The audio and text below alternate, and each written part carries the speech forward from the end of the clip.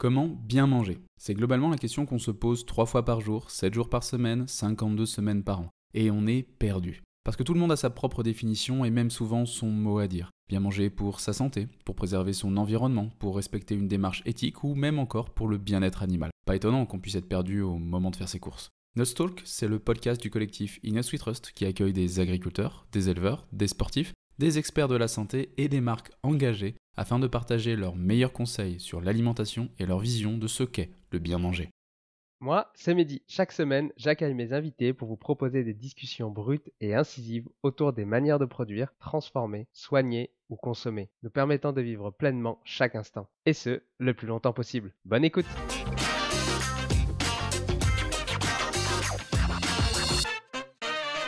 Omi, c'est la marque d'épicerie pionnière dans l'agriculture régénérative. Pour Omi, il ne suffit plus d'être durable. Il faut activement contribuer à restaurer les écosystèmes endommagés et renouer des relations de confiance avec les clients, les partenaires et les agriculteurs. Omi conçoit et commercialise des produits alimentaires qui ont bon goût, sont sains pour notre corps et au prix le plus juste possible pour tous. Dans cet épisode, découvre ce qu'est une agriculture régénérative, la nécessité d'une transition agricole, pourquoi les produits Omi sont délicieux, comment Omi crée leurs produits du champ à l'assiette et comment Omi définit un prix juste tout en offrant des produits de qualité. N'oublie pas de t'abonner. Bonne écoute! Aujourd'hui, je suis en compagnie de Thibaut Chaussé, ingénieur agronome et responsable filière chez Omi. Bonjour Thibaut, comment tu te sens aujourd'hui?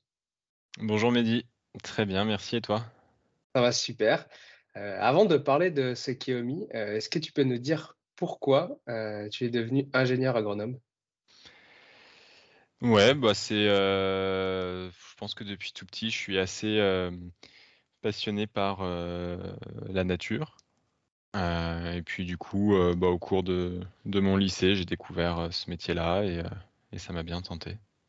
Tu as fait quoi comme études au lycée? J'ai fait un parcours assez classique, un bac S, avec une spécialité en SVT, donc ça m'a amené à découvrir le métier d'ingénieur agro et je me suis dit que c'était un bon moyen de reconnecter, les enjeux, bah, liés à la nature et puis, les enjeux de notre consommation. On va en parler tout ça, des enjeux. Omi, c'est la marque d'épicerie pionnière pour l'agriculture régénérative. Aujourd'hui, vous proposez plus de 200 produits. Concrètement, pourquoi faire ses courses sur Omi? Et bah, avant tout pour se faire plaisir, parce que, nos produits sont vraiment super bons.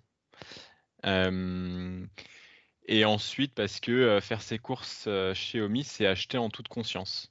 Derrière Omi, on a, des équipes expertes, on a des ingénieurs, agronomes. Ça, c'est assez novateur pour une marque alimentaire. On a des ingénieurs agroalimentaires et des chefs de produits qui sont experts vraiment de nos produits et des filières agricoles qu'il y a derrière et qui vont, tout faire pour assurer, la meilleure version, de l'alimentation. Et en toute conscience parce que comme on demande pas à nos consommateurs de nous croire sur parole, en fait, Omi fait preuve d'une transparence radicale. C'est-à-dire qu'on dit tout, en fait, sur les produits.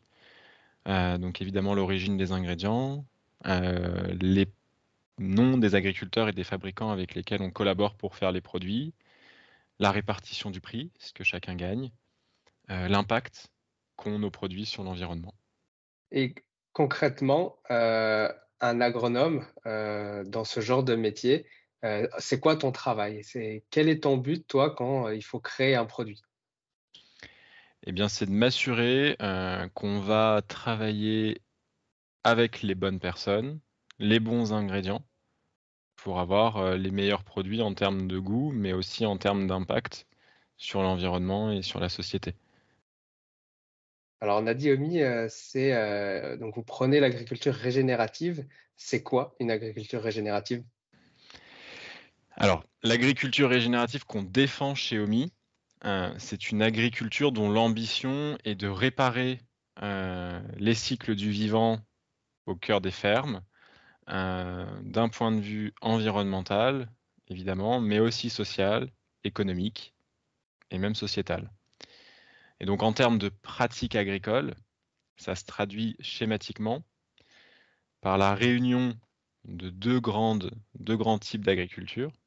L'agriculture biologique, qu'on connaît tous très bien, dont l'objectif est de supprimer les pesticides et les engrais chimiques, et l'agriculture de conservation des sols, qu'on connaît un peu moins bien, dont l'objectif est de minimiser le travail du sol et de couvrir le sol de manière permanente avec des végétaux.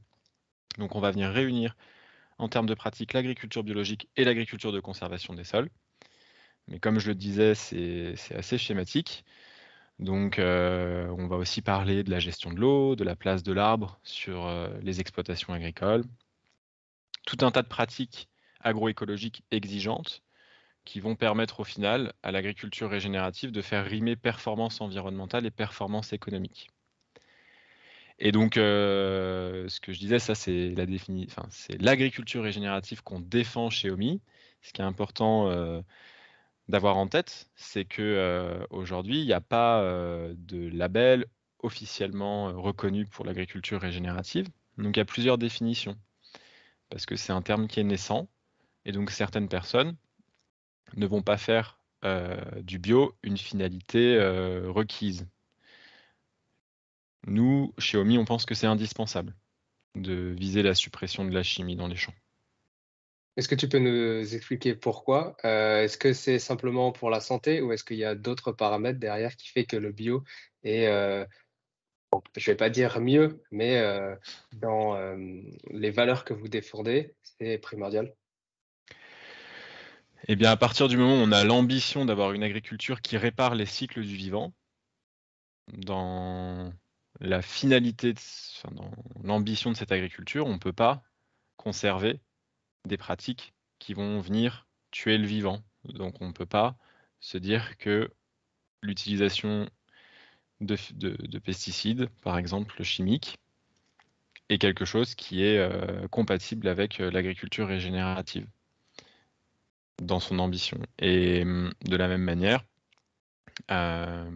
travailler le sol de manière systématique et très importante, on va venir avoir un impact sur le vivant, on va venir tuer certaines bactéries, certains champignons, certains êtres vivants du sol. Et donc de la même manière, on ne peut pas considérer ces pratiques comme OK finalement avec la finalité de l'agriculture régénérative. Et est-ce que tu peux expliquer, rentrer un petit peu plus dans le détail? Parce qu'on pourrait se dire, bah, c'est pas très grave, si on tue quelques petites bébêtes, au moins ils mangeront pas la plante et comme ça la plante, elle peut pousser tranquille. Est-ce que du coup tu peux expliquer pourquoi c'est, mauvais la destruction de la biodiversité? Ouais, bien sûr. Alors, il y a plusieurs raisons, hein. Déjà, l'agriculture, c'est faire avec le vivant. Donc, on va forcément, d'une manière ou d'une autre, contraindre un peu le vivant parce qu'on va venir planter des espèces qui n'auraient pas poussé spontanément.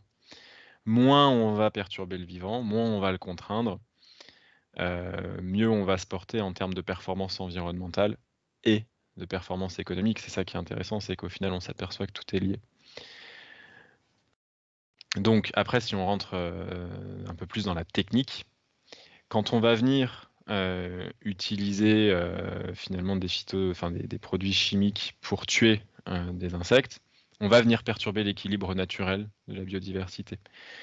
Et donc, on va venir créer un déséquilibre dans cette biodiversité et on va avoir des pratiques finalement qui ne vont pas s'adapter aux vivants parce que plutôt que d'aller chercher on va dire une alternance de cultures qui vont venir permettre de se protéger naturellement, on va attaquer les insectes, ces petites bêtes comme tu les appelles par exemple, avec des produits chimiques et donc du coup ça va permettre sur un terme assez court, hein, d'avoir une monoculture, d'avoir des pratiques qui sont pas compatibles avec finalement l'environnement local.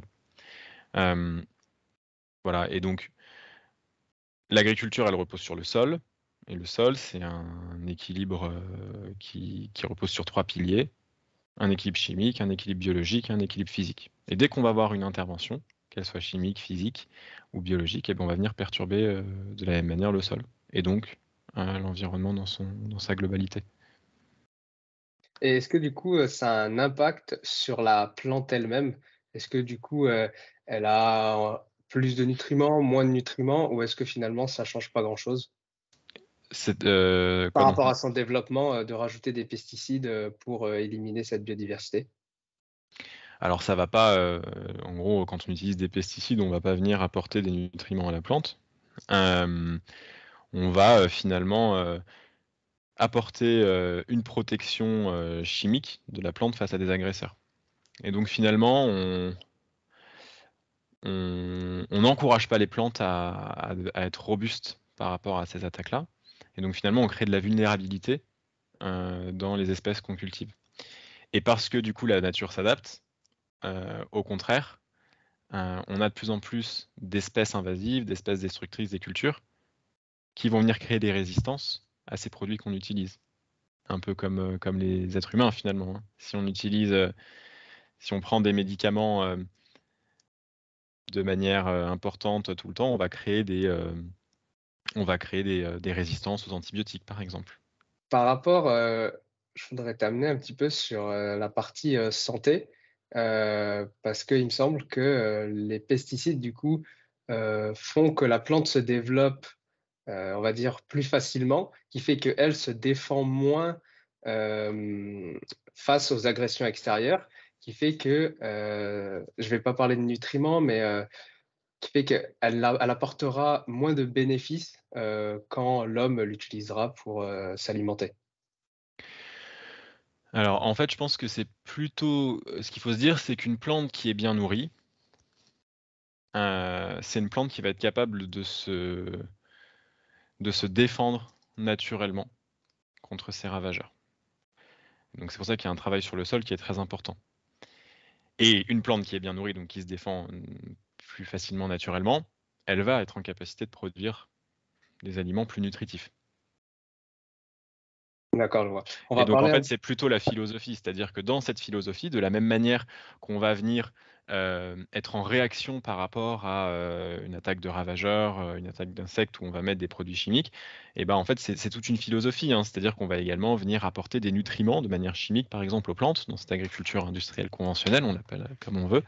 Hem Et en fait, on va nourrir la plante que de manière assez superficielle finalement. On va pas couvrir tous ses besoins et donc du coup, on va avoir, une nutrition, de la plante qui est insuffisante parce qu'on a des sols en fait qui s'appauvrissent petit à petit avec ces techniques. on va parler un petit peu plus tard, des sols, des enjeux et comment, vous faites en sorte que les agriculteurs puissent, heu, continuer à avoir une agriculture, ben, régénérative comme vous dites. Mais avant ça, vous êtes certifié Bicorp. Est-ce que tu peux expliquer c'est quoi les enjeux derrière cette certification? Ouais, bah, déjà je peux rappeler que OMI c'est une entreprise, qui souhaite avoir un impact positif, sur l'environnement et la société et ça c'est ce qui nous a amené à créer OMI et c'est d'ailleurs inscrit dans nos statuts. C'est-à-dire qu'on dans nos statuts, il y a marqué qu'on va veiller à avoir un impact sociétal et environnemental positif et significatif dans le cadre de nos activités commerciales. Bicorp, c'est une certification qui va nous permettre d'être évalués par un tiers de confiance sur ces aspects. C'est une certification qui garantit l'impact positif d'une entreprise commerciale au regard des enjeux, comme je l'ai dit, environnementaux, sociétaux, mais aussi de gouvernance, de transparence et de relations avec ces différentes parties prenantes, donc en interne, ses employés, mais aussi en externe, ses fournisseurs, ses clients, etc. Donc ça va venir en fait finalement nous challenger sur cette ambition qu'on a via une évaluation par un tiers de confiance. Et c'est aussi une démarche d'amélioration continue. Aujourd'hui, pour être certifié Bicorp, il faut avoir un score de 80 sur 200 au minimum. Donc c'est un référentiel exigeant pour atteindre ces 80 points, c'est pas évident. Nous, on a 93 points, donc on est au-dessus en fait de ces 80, donc ce qui nous donne la labellisation Bicorp. Mais pour la conserver, il faut qu'on s'améliore au fil du temps. Et ça, on va être audité pour bien s'assurer qu'on s'améliore. Donc c'est vraiment une démarche d'amélioration continue. Et cette démarche d'amélioration continue, elle fait partie de l'ADN d'OMI. On va parler un petit peu plus des produits. Alors, Omi, c'est des produits, tu l'as dit, qui ont du goût, qui sont sains et au bon prix. J'aimerais qu'on parle de ces 3 points. Donc on va d'abord parler, du goût.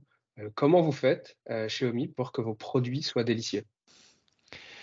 Déjà, je pense qu'on retourne un peu à la base. C'est-à-dire que un produit, c'est des ingrédients. Et quand on va chercher les ingrédients au bon endroit et quand ils ont poussé avec les bonnes techniques, c'est des ingrédients qui ont du goût. Notre sauce tomate, par exemple, si elle est si bonne, c'est avant tout parce qu'on a les bonnes tomates. Puis ensuite, on va on a une équipe qui va venir travailler sur nos recettes, on va les goûter, les regoûter, pour s'assurer qu'on a les bonnes proportions d'ingrédients. Et du coup, on va partir sur le sain. C'est quoi un produit sain? Alors le sain, on peut le voir de plein de manières différentes, hein, mais si on regarde l'aspect sain d'un point de vue santé pour les consommateurs, chez Omi, un produit sain, c'est un produit déjà qui n'a pas d'additifs. Donc les additifs, c'est tous ces petits E sur la liste des ingrédients, E avec quelques chiffres derrière. Il n'y en a pas dans les produits Omi. Est-ce que tu peux juste dire, à quoi servent les additifs? Comme ça, au moins, on est tous, d'accord. Les additifs, ils peuvent avoir plusieurs utilités. Des additifs qui vont permettre de conserver les produits de manière plus longue. Ça va permettre parfois d'apporter des agents texturants, par exemple, ou corriger l'acidité. Enfin, voilà. C'est des choses qu'on va venir ajouter dans les procédés agroalimentaires pour venir corriger certains aspects d'une recette un peu plus naturelle. Et donc, nous, on n'en utilise pas. Et après, un produit sain pour nous, c'est donc un produit avec des ingrédients qui sont tracés, dont on connaît les méthodes de production agricole. C'est un produit qui peut avoir du sucre, qui peut avoir du gras, mais uniquement quand c'est nécessaire. C'est-à-dire qu'on a des cookies. Les cookies, c'est un peu gras et c'est sucré. Mais l'alimentation, c'est aussi se faire plaisir. Le tout étant d'être transparent et de bien avertir le consommateur. Donc un produit sain, c'est aussi un produit sur lequel il y a une transparence sur son score nutritionnel. Donc Yuka et Nutri-Score, par exemple. Ça, nous, on l'affiche de manière transparente. C'est-à-dire qu'on ne veut pas faire croire à nos consommateurs que manger 10 cookies par jour, c'est sain. En revanche, en manger un de temps en temps, c'est OK. Et donc le sucre, le gras, on s'en prive pas quand c'est nécessaire. On n'en met pas non plus à toutes les sauces pour corriger certaines recettes, pour gagner en prix, etc. Donc ça, c'est aussi c'est ça le sain, c'est d'avoir une recette qui est le plus naturelle possible. Si tu es perdu et ne sais pas quel produit nutritionnel pour sportif choisir, utilise le ScanNuts. C'est un outil gratuit qui analyse et compare plus de 800 produits. Le ScanNuts analyse les produits sur 4 catégories qui sont la santé, l'environnement, l'éthique et la nutrition. Alors pour apprendre à mieux consommer en étant conscient de la composition de chaque produit et économiser de l'argent en s'orientant vers des produits réellement utiles et sains, rendez-vous sur innutswetrust.fr. Le lien est dans les notes de l'épisode. Et se faire plaisir avec des bons produits qui, apportent peut-être pas forcément les meilleurs nutriments, comme on dit le sucre, peu importe, qu'il soit bon ou, c'est pas mauvais, comme tu dis, si on reste dans, des proportions, heu, normales. Quand on reste dans les proportions normales et quand c'est évident pour le consommateur qu'en consommant un cookie, il va y avoir du sucre. En revanche, en consommant un plat préparé, il ne s'attend pas forcément à trouver une quantité de sucre importante. Donc ça, on n'en a pas. Sur nos bouillons de légumes, on a très peu de sel. Parce qu'on pense que, en fait, si le consommateur veut saler son plat, il peut le saler à côté. On va dire dans le marché, les bouillons de légumes, c'est principalement du sel. Voilà, donc c'est vraiment apporter ce qu'il faut au bon moment pour avoir des produits qui sont bons pour la santé, mais aussi des produits avec lesquels on va se faire plaisir en conscience. Comment vous définissez un prix juste, que ce soit pour l'agriculteur, pour le rémunérer, convenablement, mais également pour le consommateur? Alors pour nous, un prix juste, c'est un prix qui va permettre à chaque acteur qui a participé à la conception du produit de gagner sa vie. Donc l'agriculteur, le fabricant, et après il faut qu'on ait un prix qui soit accessible entre guillemets pour le consommateur, qui soit juste, qui vienne finalement se reconnecter à la valeur du produit. Aujourd'hui, dans l'alimentation, on a un peu perdu ça. Le prix des produits n'est pas cohérent avec la valeur des produits. Et donc, Nous, on arrive à avoir ces produits de qualité à un prix qui nous semble cohérent par rapport à la valeur, en étant au plus proche de l'amont des filières, au plus proche des agriculteurs, et finalement en supprimant un maximum d'intermédiaires. Et après, ces prix sont construits avec nos partenaires. Donc, c'est l'agriculteur qui va proposer son prix quand il va nous vendre sa matière première. Petit à petit, on discute avec les agriculteurs de coûts de production, et ça, c'est quelque chose qui est pas du tout présent dans le monde agricole, qui est un peu tabou. Donc, il faut du temps pour gagner la confiance des agriculteurs, mais ça nous permet en fait d'assurer l'agriculteur que le prix auquel on lui achète la matière première, ça va non seulement couvrir ses coûts de production, et qu'il va pouvoir gagner de l'argent. Comment du coup, tu as parlé, des agriculteurs, même, des fabricants, comment vous les choisissez et quelles sont les garanties que eux ils obtiennent qu'ils vont pas, vendre leurs marchandises, à perte, par exemple? Alors, on va toujours s'assurer de travailler avec des agriculteurs ou des agricultrices qui portent la même vision que nous de l'agriculture et qui sont motivés par cette vision et par cette démarche d'amélioration continue. Pour nous, ça, c'est hyper important. Ensuite, on va s'assurer que cette motivation, ces paroles, elles se traduisent dans des pratiques agricoles qui sont compatibles avec nos engagements. Et donc, du coup, on va réaliser des diagnostics agricoles grâce à des outils d'experts agronomiques. On va venir regarder l'ensemble des pratiques et on va les évaluer au regard de ces diagnostics. Ça, c'est pour notre équipe.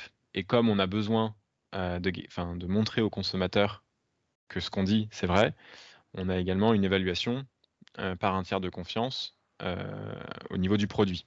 C'est le Planet Score. Et donc le Planet Score, ça va être une méthode d'évaluation d'impact du produit qui va prendre toutes les étapes du champ à l'assiette. C'est une méthode indépendante construite par des experts qui appartiennent à l'Institut technique de l'agriculture biologique. Et ils vont évaluer les pratiques, notamment agricoles, au regard des limites planétaires. Ça va être résumé en 4 catégories: pesticides, biodiversité, climat et techniques d'élevage, avec un score qui va de A à E. Et donc, au-delà d'être un outil de communication pour nos consommateurs, pour nous, c'est aussi une évaluation par un tiers de confiance et un outil d'éco-conception pour s'assurer que nos produits ont un impact positif. Ça, c'est la manière dont on sélectionne les agriculteurs et les agricultrices. Donc, on s'assure de leur motivation et ensuite, on va venir diagnostiquer leurs pratiques agricoles au regard de l'impact qu'elles ont. Les garanties qu'on leur apporte, c'est une transparence et une visibilité totale sur les volumes qu'on va réaliser avec eux, sur les prix, puisque comme on l'a dit, on est transparent sur les prix, donc nos agriculteurs connaissent en fait notre prix de vente, ce qui leur permet de s'assurer en fait que c'est justement réparti. Et on propose systématiquement à nos agriculteurs des contrats pluriannuels, sur 3 ans en principe. Par rapport à ces exploitants, alors je ne sais pas si tu pourras apporter, des réponses, mais quelles actions ils doivent mettre en place, pour avoir une exploitation vertueuse, par rapport au sol, par exemple? Alors, c'est difficile de donner une définition, enfin une réponse, parce que ce qu'il faut bien avoir en tête, c'est que chaque ferme est unique de par son contexte territorial, sa biodiversité, par rapport à son contexte climatique, par rapport à son sol, etc. En fait, ce Et que je voudrais amener, c'est juste montrer aux auditeurs, quelle est la difficulté, que ce ouais, soit pour vous ou pour l'agriculteur, des efforts qu'il faut faire, contrairement à d'autres ouais. produits, on va dire industriels où là, Bah, vas-y. en fait, donc l'idée, c'est de s'adapter à tout ce contexte-là en remettant le vivant au cœur de la démarche. Et ça, en fait, c'est un changement de mindset, enfin philosophique, pardon, très important par rapport au monde agricole. On hérite d'un système productiviste où finalement le vivant est très peu considéré. Donc, en fait, il va falloir mettre en place une transition agricole, changer les pratiques.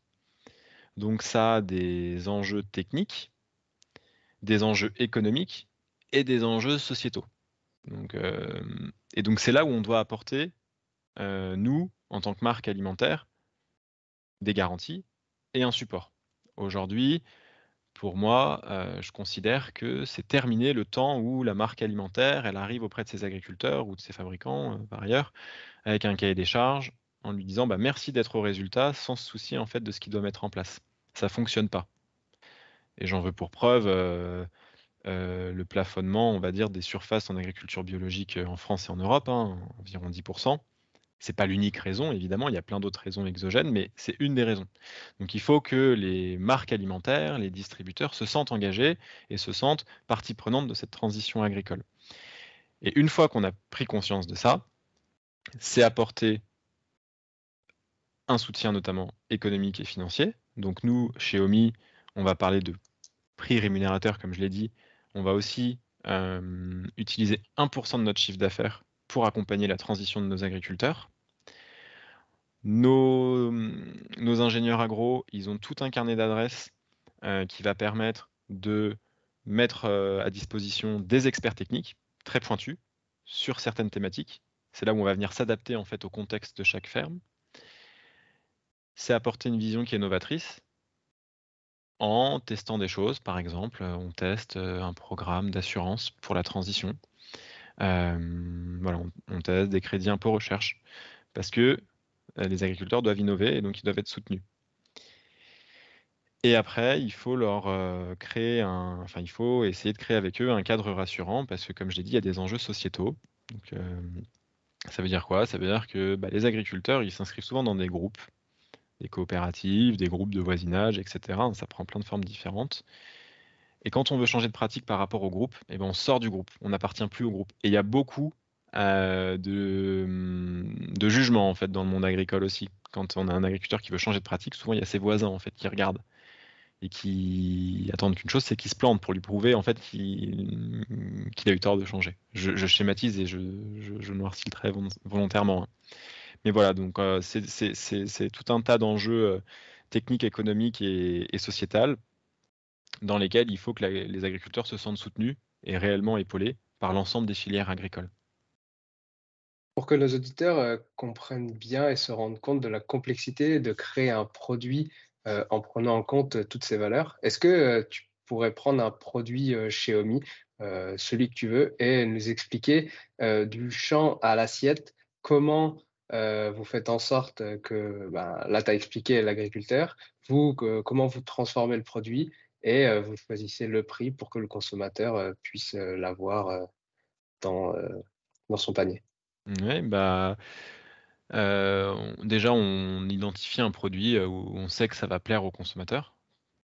C'est essentiel. Donc, on a parlé des cookies. Donc on se dit qu'on va développer un cookie, au chocolat.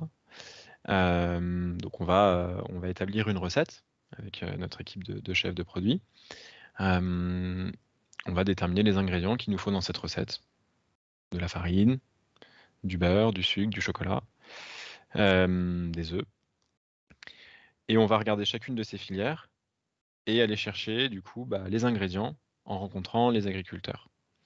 Donc par exemple, la farine, on va aller rencontrer, les agriculteurs qui font du blé, on va s'assurer qu'il y a un moulin autour qui va pouvoir le transformer en farine, on va faire ce diagnostic agricole, on va avoir les bons agriculteurs et du coup le moulin qui va nous permettre d'avoir la farine pour nos cookies.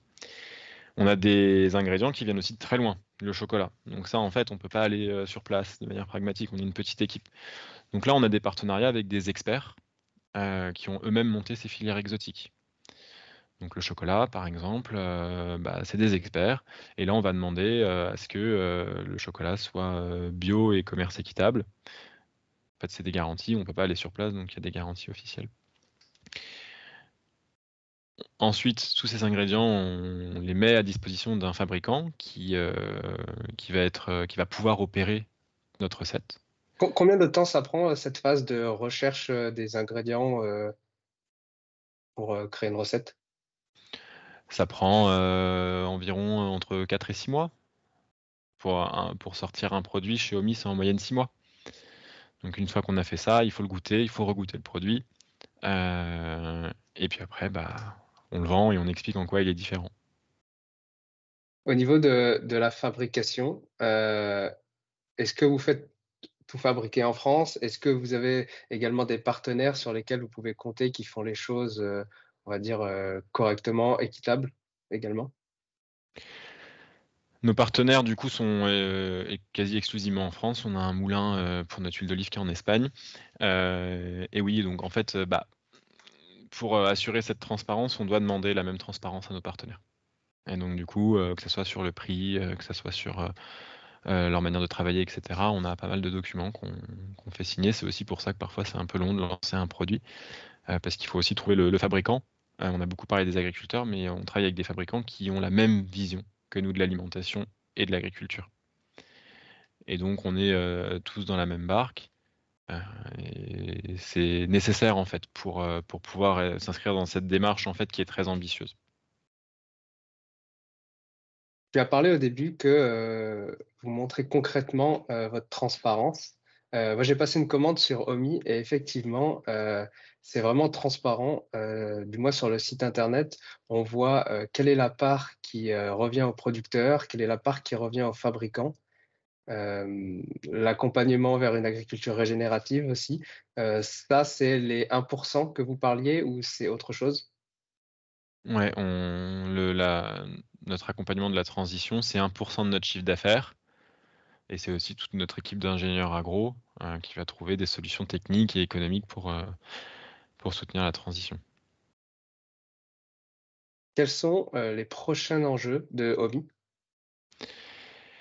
Et bah, notre enjeu, en fait, c'est d'être présent dans le plus de cuisines auprès des clients, puisqu'en fait, à chaque fois qu'on va mettre un produit sur une étagère, on se dit qu'on y met la meilleure version du produit, en fait. Et donc notre enjeu, c'est de continuer à se faire connaître, pour être présent dans un maximum de magasins et donc de cuisines. Donc, j'allais poser la question, où est-ce qu'on peut retrouver, les produits, Omi? Est-ce que dans beaucoup de magasins? Est-ce que dans des magasins spécifiques? Vous êtes en grande surface peut-être? Eh bien, comme tu l'as dit, déjà, vous pouvez nous trouver, sur notre site internet, donc omi.fr ou notre application mobile. Et ensuite, on est présent dans un certain nombre de points de vente. Donc des points de vente assez connus, les Potager City, donc dans les boutiques Potager City, qui sont pour l'instant exclusivement à Paris, dans certains Décathlons de Paris, notamment à Montreuil à La Défense, des magasins bio Léopold dans l'ouest de la France.